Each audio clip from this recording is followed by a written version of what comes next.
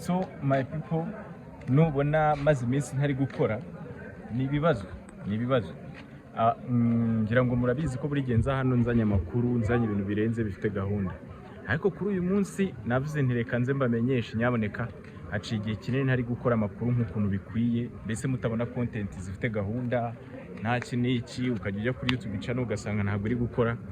Ni ikibazo cya monetization, banyambuye monetization yanjye nyine kubera akantu k'akabazo kari kabayeho, bampita igihe kirekire ariko bampaye igihe cyo gutegereza kugira ngo nongere mbe nabasha ku applying. None rero uyu munsi kuva igihe cyegereje ndi kugira ngo mbamenyeshe igikurikiyeho.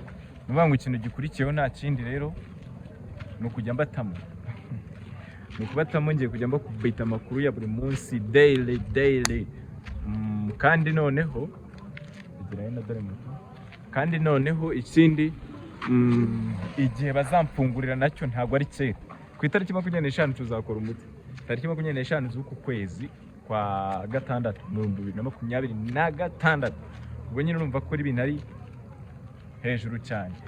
Rero ndi kubabwira ngo mwe muratyaza muze mwe muravisitinga, mwongere mu updating za YouTube zanyu, mugende mukoraho mwe murareba utu video nasizeyo mu minsi nyine nari nduhutse, mugende mukoraho gake mufungura ama notifications.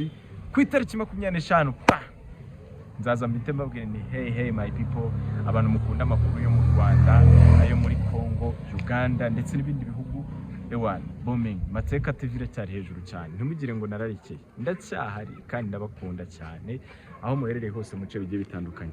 Nyaboneka muze kugenda mudakoze subscribe, dore ko mbizi ko ino zigize mukore niba uzi ko utari wakora subscribe wahita uyikora nyine aka kanya kugira ngo ube update kandi ube online. Then ku itariki 25 nibwo tuzasubira ku murongo neza, monetization yanjye nibwo izagaruka. Murakoze cyane kuntega amatwi. Ku mazina ya Rukundo Alex, aho duhurira kuri Mateka TV muri gihe kandi tubagezaho amakuru atunganyije kandi acukumbuye. Thank you so much.